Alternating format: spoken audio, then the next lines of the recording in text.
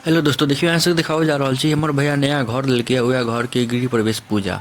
तो देखियो सब सजावट सब भ गेल छै, कलश उलश रखा गेल छै बढ़िया से, एकदम बढ़िया से देखियो डेकोरेशन सब भ गेल छै, सब चीज सजा गेल छै बढ़िया से। अब चलो अब अहाँ सबके दिखाबै छी पूजा सबसे पहले गेट पर का। हमारे कान जब भी सुने मंगलमय आपके जो है भजन कीर्तन को सुने, और हमारे वाणी से जो भी निकले प्रिय वाणी निकले, जिससे हमारे परिवार में हमारे मित्रों को कोई दुख तकलीफ न हो, ऐसा मन में भाव लेते हुए देखियो गेट पर का पूजा भ गेलै। अब सब अंदर चल गेलै, कलश उलश सब सेहो अंदर लऽ के चल गेल छै।